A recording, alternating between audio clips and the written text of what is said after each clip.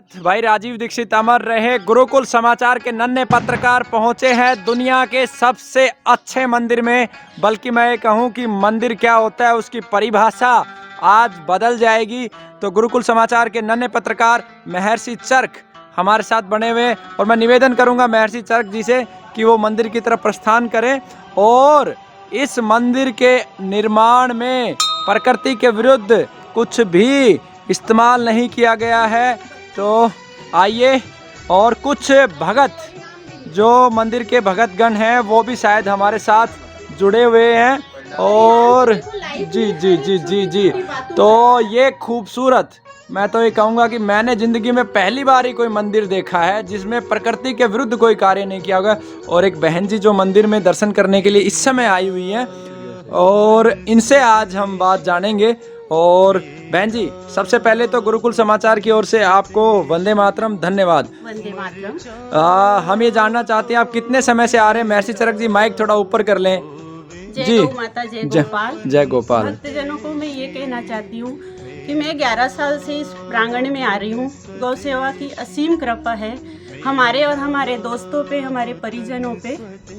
और काफ़ी हद तक मैंने देखा है कि गौ सेवा करने से इंसान का जीवन सुधर जाता है जी। मेरा परिवार, मेरे ससुर जी डॉक्टर दीनानाथ जी, डॉक्टर रमेश जी, मतलब मेरा सारा परिवार ही जी इस सेवा से जुड़ा हुआ है जी। और अब तो वो परलोक पहुंच गए हैं जी। लेकिन आज भी जी बगरू जैसे गांव में उनका नाम लिया जाता है सेवा के रूप में। सेवा के रूप में जी। और अभी उनके बच्चे भी काफी हद तक उनकी गौ माता की सेवा में लगे हुए हैं। जी। तो आपको गौ सेवा से मेरे आप को ससुर जी ने जोड़ा?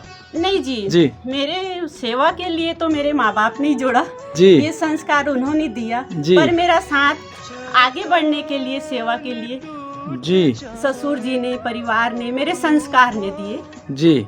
और काफी हद तक मैं कहती हूँ कि अगर अपन गौ सेवा से जुड़ जाते हैं जी तो दुनिया का बहुत बड़ा कृपा होगा गौ माता पे। जी। आप कितने वर्षों से इस मंदिर में आ रहे हैं? 11-12 साल हो गए मुझे आते हुए। 12 वर्षों से आप इस जी। मंदिर में आ रहे हैं। आप पे कैसा अनुभव है, कैसा महसूस होता है? महसूस ऐसा होता है कि मेरी तो लाइफ ही बदल गई जी जी। और इस गौ माता की असीम कृपा को मैं आपको व्याख्या नहीं कर पा रही हूँ जी।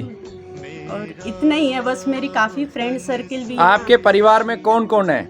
मेरे परिवार में मेरी सासू जी है, मेरे जेठ जेठानी जी है, उनके बच्चे, हम जॉइंट फैमिली हैं। जी। देखिए, मैं सबसे बड़ी जो गौ माता की कृपा है वो मैं बताता हूँ कि आज एक माता पिता को सबसे ज्यादा आप क्या दे सकते हैं। एक माता पिता की अगर 5 संतानें, अगर वो साथ के साथ प्रेम पूर्वक रहें तो शायद दुनिया का सबसे बड़ी खुशी एक माँ बाप को आपने दे दी।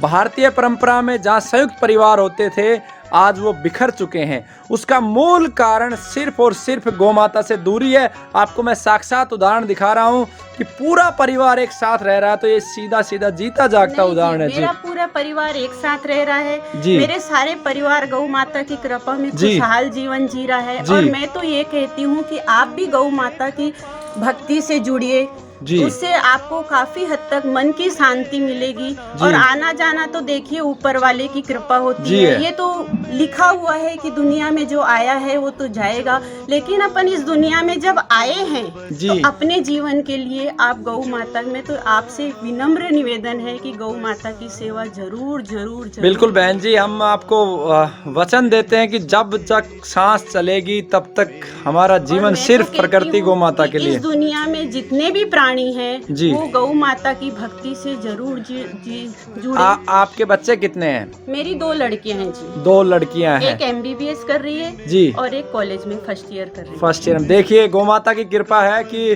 कितनी और एक और मैं कहना चाह रही हूँ कि मेरे ससुर जी के संस्कार हैं वो मेरे परिवार में काफी हद तक जुड़े हुए हैं। उनके संस्कार मेरे बच्चों में आए हुए हैं। वो अगर बगरू में आ जाते हैं तो सबसे पहले वो गौ सेवा ही करने आते हैं बचपन से। जी। और आपके ससुर जी इस गौशाला में कितने साल लगातार आए? मेरे ससुर जी 5-7 साल से जुड़े हुए थे जी। चंपालाल जी ने भी बहुत उनका साथ दिया। इस गौशाला में उनका काफी हद तक साथ था जी। और डॉक्टर रमेश चंद्र बोहरा जी जो यहाँ बगरू नर्सिंग होम से जाने जाते जी, थे, जी, जी। वो भी काफी हद तक इस चीज से जुड़े हुए थे जी। काफी मतलब उनका साथ था। देखिए आपके सामने साक्षात उदाहरण है, सुखों का सागर है इनका परिवार।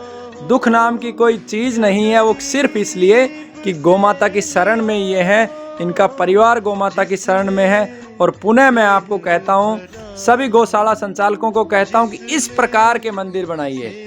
आपका किया हुआ एक भी कर्म अगर प्रकृति के विरुद्ध जाता है तो कहीं ना कहीं आपके द्वारा किए गए सारे जो कर्म। जी। मैं तो महाराज जी आपका नाम सुनील जी से यही कहना चाहती हूँ कि वो आज भक्ति में उन्होंने भी काफी साथ दिया कि ऐसा करना है वैसा करना है। काफी भक्तों को उन्होंने आगे बढ़ाया और उनका स्वभाव जो है कि बस गौ माता की कृपा में परम आशीर्वाद है। परम आशीर्वाद है। हमारा शरीर जो है 5 तत्वों से मिलके बना है और उन्हीं 5 तत्वों में मिल जाना है। ये अखंड धूणा गौमाता के गव्यों से यहाँ पे चलता है, गौमाता का घृत, गौमाता के गोबर से बने हुए कैंडे, और ये अगरबत्ती भी बनती है महाराज जी का। और यहाँ पे रामायण का पाठ चलता है।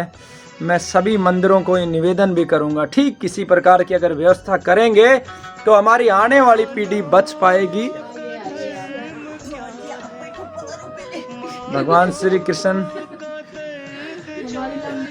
वास्तव में जिंदगी में पहली बार इस प्रकार की व्यवस्थाएं हमने देखी हैं और हमारा जयपुर में आना आज सार्थक हो गया है। और सुरेंद्र भाई जी को भी धन्यवाद जो इन्होंने इतनी अद्भुत गौशाला हमें दिखाई। तो महर्षि चरक जी का भी बहुत बहुत धन्यवाद जो निरंतर जुड़े रहे। वंदे मातरम, जय भारत।